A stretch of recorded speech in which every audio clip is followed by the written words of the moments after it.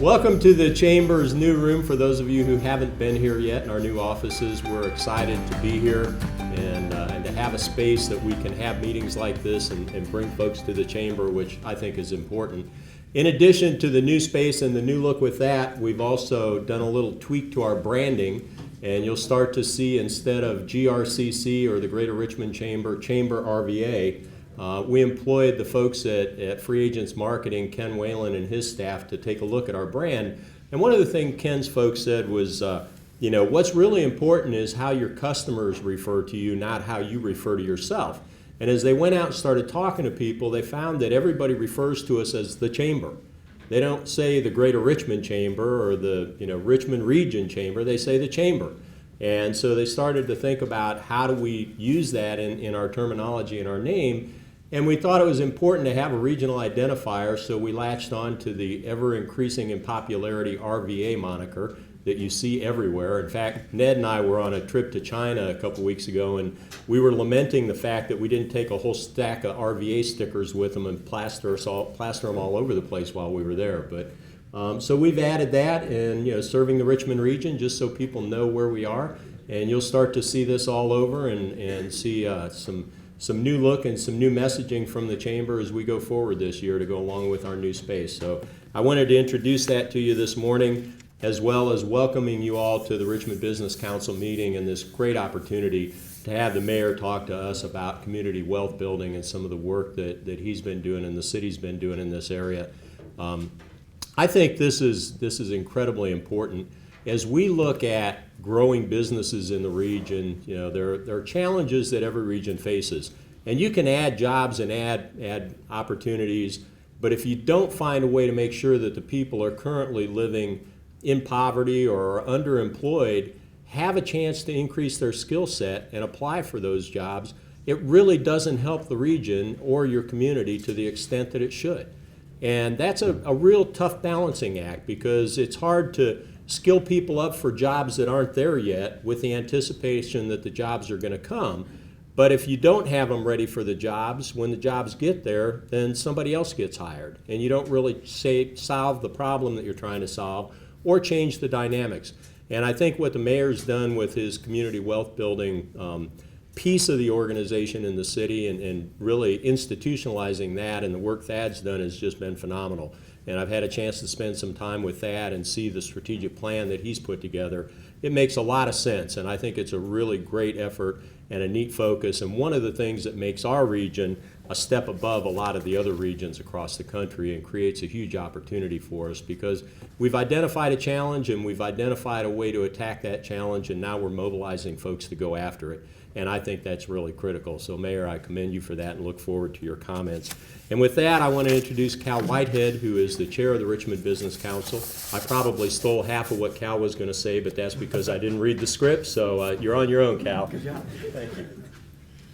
Good morning. Good morning. Thank you for making my job easier, Kim.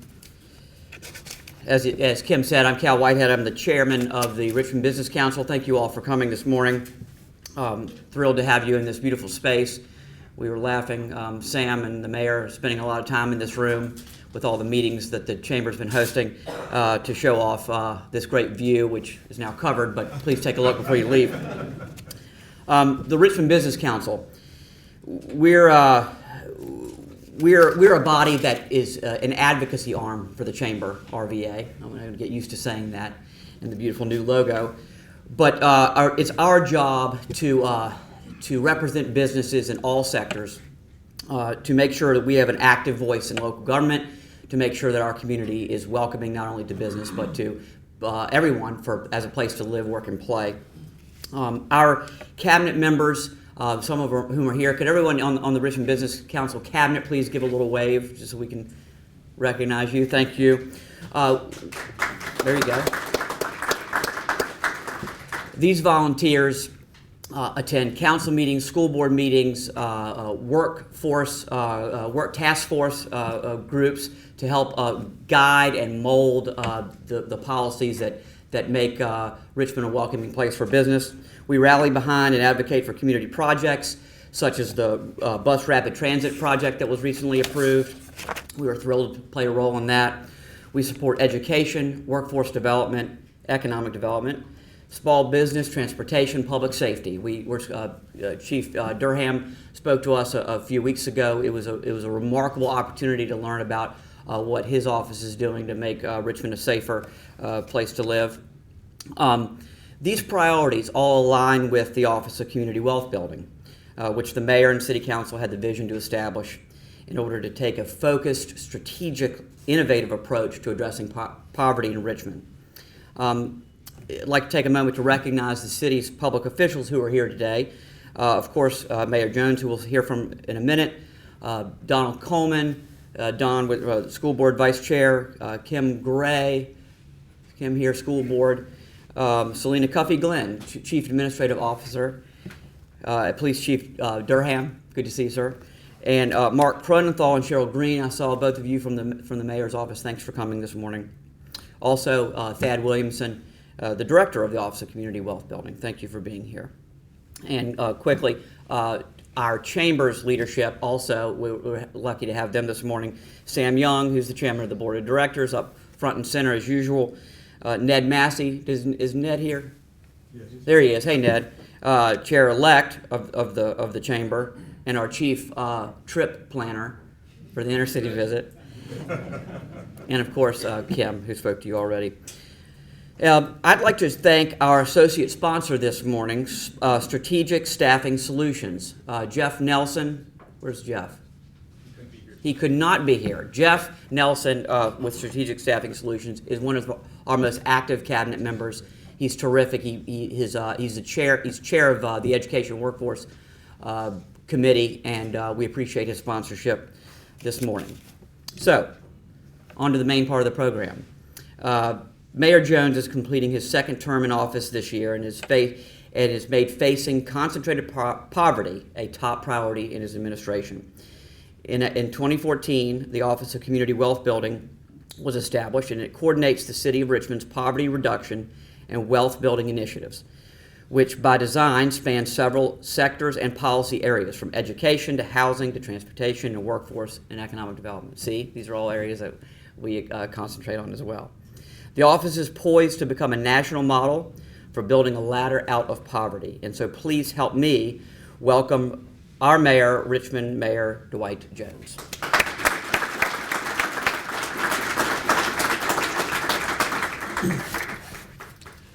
Well, good morning, everyone. And yeah, that's good. Good morning, everyone. Good morning. I like the feedback. It's good to be here, and I know we're going to be spending a lot of time in this room, the new Chamber Hall of Fame here, so we're looking forward to many days in this room. I want to thank Cal for the introduction, and it's good to see Sam here. And Kim has been really a great mover and shaker in the city for the last 7 or 8 years, and I really want to thank Kim for all that he does. Let's give Kim a round of applause. He does a great job. And so today we want to talk a little bit about some fundamental issues that are facing our community, particularly poverty. We want to talk about how it affects those who are poor, but more importantly, we want to talk about how it affects all of us. Everybody in this room is a cheerleader for the city of Richmond, and we know that the city is riding high. We like to say that the city is resurgent. We have our RVA brand everywhere, not just in the city, but in the region, in Henrico and Chesterfield. The housing market in our city is just as hot as it can be. The restaurant scene is on fire. It is a top place destination as cataloged by magazines of a great reputation. And so it's a great time to be in Richmond, because indeed our city is experiencing an enthusiasm that many of us who have been around for a long time have not seen. But everybody here is not thriving. That's the sad part, is that everybody here is not on the same page, on the same level. You've heard it said many times that our poverty rate is 26%, and the 2 out of every 5 children in the city of Richmond are living in poverty. And for those of us who have been around and who are students of history, we know that this phenomenon is not an accident. It's a result of policy decisions that were made generations ago, that perhaps generations ago The impact of those decisions was not able to be determined, but we see now, as we look back over the years, what those decisions meant for us and what they are meaning for us today. Those decisions cemented a pattern of segregation that has defined the city's history for far too long. And it's in everybody's interest, all of us who are here, who love the city, who love the region, to make sure that we do something about changing the patterns that have been established over the last generations. Now, this is the challenge that I face as mayor, but I have to be honest with you that it's going to be a challenge that will be faced by every elected official that follows me, by my successor. All of us are going to have to be serious about facing this challenge. And I hope that there are persons who will be elected who will take on the challenge as we have tried to take on the challenge and will not just kick the can down the road. Our concern for the city's overall health requires that we correct and stay on the right path to a top designation to continue to make Richmond be the top destination that we believe it is and needs to continue to be. So how do we tackle this basic structural problem? The social justice case is extremely easy for us to make. It's easy for us from a social justice point of view to look at the situation and to recognize that the city can never be truly great until everybody has opportunity and no one is excluded from opportunity. But what I want to do today, because they told me that the first tenet of public speaking is to know your audience, is to make a business case for why it is in our best interest for tackling some of these challenges.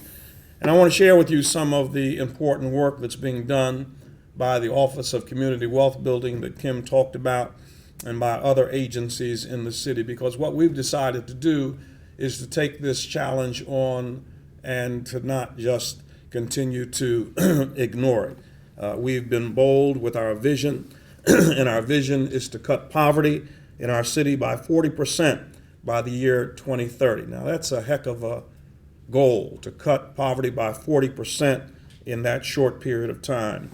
And this is an agenda that's bigger than the work of any single administration or leader, and it needs to be. It needs to be a community-wide effort that includes the business community, the political community, and everybody who lives in the region. And many of our specific disagreements and arguments in Richmond have their root in the long-standing patterns of economic exclusion. And you know, we pay a terrible price for failing to correct these patterns, and that's what we are seeing here in the city today. And here are some key reasons why we pay that price. First, the physical stresses that are placed on the city of Richmond when you have a high poverty rate. Richmond's tax base is already disadvantaged by our large number of non-taxable assets. To be the capital city has its detriments because we have so many assets that we cannot tax. Often we are disadvantaged by statewide funding formulas. When you look at, I see Don Coleman back there shaking his head, when you look at the educational formula for the city of Richmond, we are extremely handicapped by it. And to compensate, we have, as you know, by some margins, the highest residential property tax in the region. And that's to compensate for these deficiencies that I just mentioned.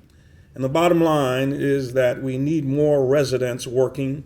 We need more residents working steadily, and we need them to be earning so that they can be contributors to the economy. If we had more investment flowing into long neglected neighborhoods, that would help the tax base on the revenue side. And over time, poverty reduction would reduce the demand for emergency and social service interventions. The price, which now often falls on city agencies for dealing with the consequences of poverty, including broken families, crime, and the crisis, would start to fall if we could begin to engage persons in poverty in the workforce. Secondly, we need a stronger workforce development system, and we need that system to make the city of Richmond more attractive to both new businesses and businesses that are already here. Strengthening the workforce development was the top priority of the Mayor's Commission on Poverty. And we're building a robust pipeline that connects employers and potential employees to potential jobs. And this can both strengthen business and help make a dent in the poverty rate. Third, for Richmond to become even more attractive as a place to raise a family, we need a stronger school system and stronger academic performance. There's no question about it. We have no disagreement on this area, that we need a stronger school system and that we need more resources for our schools. But the question we have to answer today is, how shall we best make that happen? And while it's good to see residents expressing concern for schools in our community, identifying the problem is not the same thing as offering a constructive solution to how we solve the problem. So let me emphasize this morning two pieces of the puzzle that are often forgotten. First, while high poverty rates for children can never be an excuse for not doing the best that we can, there's also no question that poverty impacts a child's ability to learn. There is also no question that it's simply harder to teach a child in a classroom when that child has many challenges going on in their life. These kids have to worry about basic needs, and so when they come into the classroom, they have a hand tied behind their back. Education is critical to long-term poverty reduction, but reducing poverty is critical to improving our schools and our kids' ability to learn. There is a nexus here that we have to be sure that we don't miss. And if we don't make real progress in reaching both parents and children, all of our efforts to improve schools will have limited success. There has to be a comprehensive approach to the educational efforts that we're making. And so I'm proud of the Office of Community Wealth Building and the Richmond Public Schools, who are already partnering on key initiatives such as early childhood, out-of-school time activities for adolescents, and college access for high school students. We want to make sure that young people who are doing their part, we do their part, make sure that they get a college education and make sure they have the money to do that. And while I welcome an honest conversation about how to meet the operating and building needs of schools, we have to recognize up front that the only lasting solution to the problem is to grow our tax base through future economic development. We can talk about finding money here and finding a few $1 million there, but at the end of the day, there's got to be a dedicated resource stream that we can count on to fund our schools. And so we need not just economic development, but we need inclusive economic development. That's economic development that is intentional about making sure that city residents who often have been excluded benefit from the growth that the city is experiencing. And this could be through employment or through entrepreneurial opportunities. And as I've already proposed, we need to be intentional about being sure that a significant proportional piece of all future growth is dedicated to the needs of schools. And we've said that this is the way to look at this thing strategically and to look at it in a sustainable way so that as we go forward, we're able to put together a funding stream that will allow schools to know that there will be some source of money there. So a stronger fiscal picture, a stronger workforce system, a stronger school system, these are the three compelling reasons why we have to continue to enhance a comprehensive approach to reducing poverty. Again, our goal is ambitious. We want to cut poverty by 40%, including 50% reduction for child poverty by the year 2030. And we need everybody's help to get that done. So here's what the city is doing to advance that effort. First, as you know, and as has been mentioned here today, we have created the Office on Community Wealth Building, and its complete goal is poverty reduction. And we have received accolades from all over the country for taking this effort, and we're very proud of what the Office on Community Wealth Building is doing. And by ordinance, we have codified this office so that whoever follows me will have to deal with the Office on Community Wealth Building and the reduction of poverty.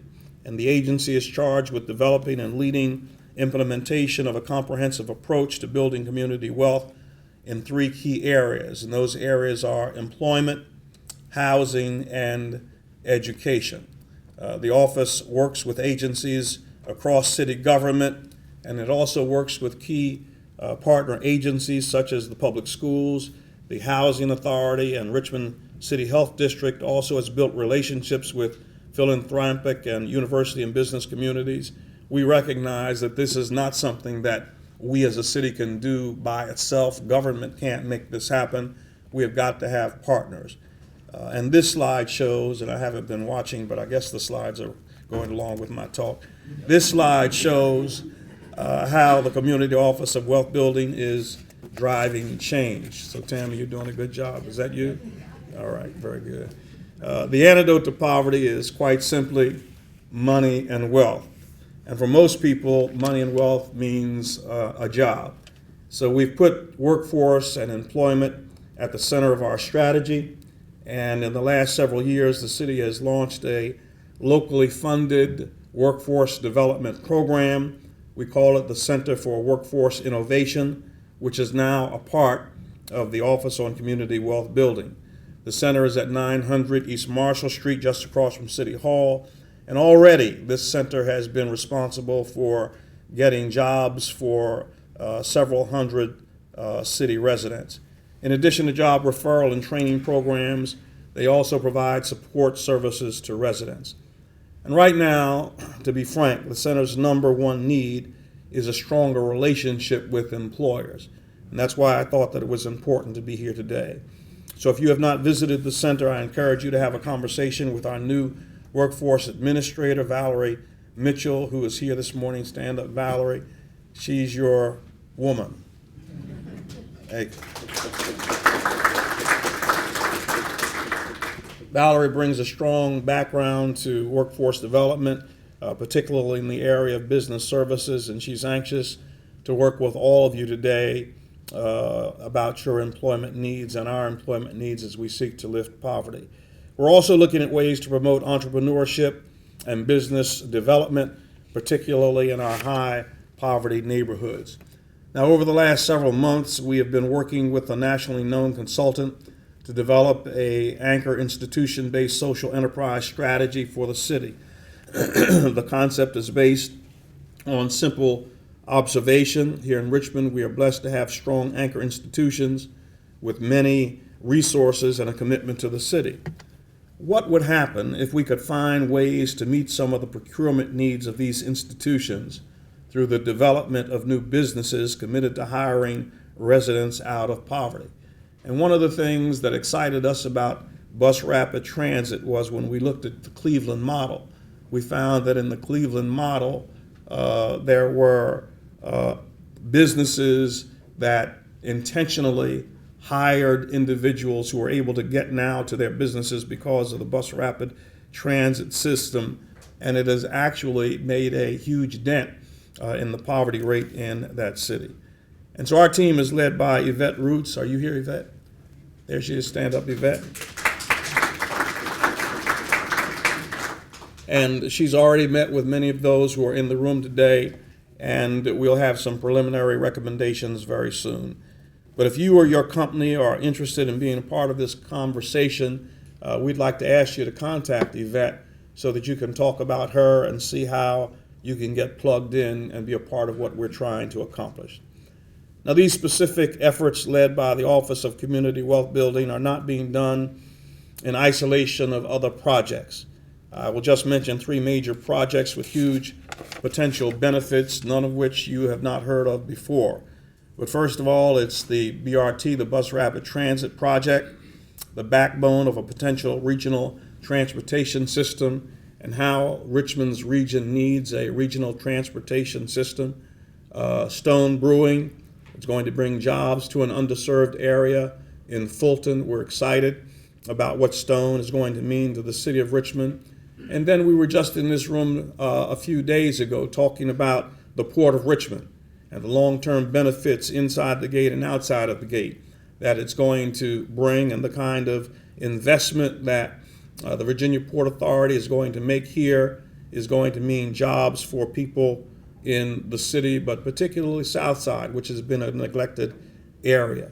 And so these are three areas where we see immediate connectivity to what we're trying to do. But to finally capitalize on these benefits, we need three things from you today, three key things. We've got to be very intentional in connecting city residents to job opportunities that emerge using the Center of Workforce Innovation as a hub. We need to have a citywide network in which information about jobs in real time is being provided to our workforce hub. Number two, we need to develop a model that allows our residents with many challenges to sustain successful employment. The challenges we've talked about, but we've got to find ways to not just get people a temporary job, but to get them a job that they can keep for long enough so that they can sustain their families. We've already started to do this through what we call the BLISS program, and we're working with 20 families in public housing who have committed to working towards family self-sufficiency. The program not only helps the adults become and remain employed, but it addresses common obstacles such as a lack of child care and transportation. And we know that there are people in our public housing communities with the will and the ability to do better for themselves and their families, and we need to do everything within our power to make sure that we help them climb out of the valley of poverty. The third thing we need to do is the biggest and most challenging, and that is to directly address concentrated poverty through the redevelopment of housing, public housing. You've heard me say many times that the concentration of public housing probably was not a good idea 50 years ago, and it certainly is not a good idea today. And together with the Housing Authority and T.K. Salmanoff and all those who are working with the Housing Authority, some of whom are here today, we've embarked on a redevelopment of Creighton Court. We're going to begin with Creighton Court, but that's just the tip of the iceberg to change that public housing community into a mixed income community with a firm commitment to making sure that everybody there is taken care of during the process. We've promised one-on-one replacement.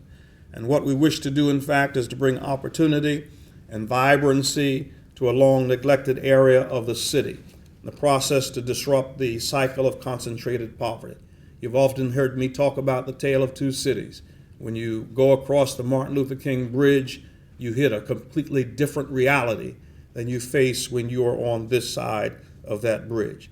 The bottom line for us today is to get all of this done, we're going to need as much investment as we can muster from all sources. We're going to need the city to step up to the plate. We're going to need our philanthropic partners to partner with us. And then we're going to need the private sector also to be a part of this endeavor. And so we welcome your engagement in this initiative, be it as an employer or be it as an investor. And ultimately we have to ask ourselves, how serious are we as a city, as a business community about changing the long-standing patterns that have perpetuated an unequal tale of two cities for far too long? The fact that we now have a dedicated office to fight poverty is a step in the right direction. The fact that we have committed to clear goals and establishing measures of progress is also significant.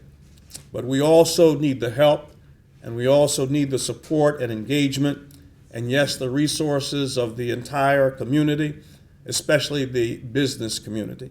We have to make the commitment that we can and will get this work done. We have to get out of the habit of saying we can't do this because we've never done it before. We've got to make the commitment to say that we're going to create a Richmond that we all know and a Richmond that we can all believe in. It's easy to be a naysayer in the city of Richmond. If you haven't been here for a minute, let me tell you that if you stick around for a little while, you're going to run into the naysaying crowd real quick. And it's easy to fall into that frame of mind. That's the easy way. But the more difficult, but the more substantial thing is for us to really commit ourselves to actually making real change. When I came into office, I was told about efforts of poverty that existed for many years, and everybody was very under-enthused about this poverty that we had in the city of Richmond. But I determined that it was important for us not to just ignore it, but to see if we could begin to make some efforts towards changing this paradigm. And I'm very proud of the fact that we've codified the Office of Community Wealth Building, codified it so that whoever follows me will have to deal with it. Now, the new council can vote to change it, but I'm depending on people in this room to make sure that that doesn't happen, that we remain committed and dedicated to the proposition that Richmond should be a great city, not just for some of us, but it should be a great city for all of us. When I came to this city 40 years ago, I came here to go to college, and I tell you that over these 40 years, I've seen many things happen. I've been disappointed many times. But let me tell you something today. I am more hopeful than I've ever been that we're on the right track and that we can make the necessary changes that we may not see in 2, 3, or 4 years. But a few years down the line, we'll be able to look back and say we were a part of changing the trajectory of our city so that more people can experience the Richmond that is thriving, the Richmond that is a Richmond that all of us want to be a part of. So thank you for letting me be here today. And if there are any questions, I'll try to answer them. But if not, I have a big staff here who will take care of it. Thank you so much.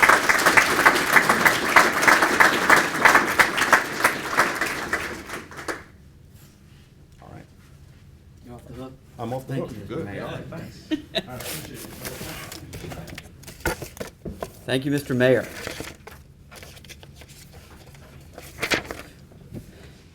Well, I guess he answered all your questions, so well done. Tammy, great job with, with the presentation. This is obviously a great time to build on the momentum that we have in the city of Richmond. I know that the Chamber and the Richmond Business Council remain committed to working with the mayor's office, with council, with the school board, and all of our leaders to help move the ball forward.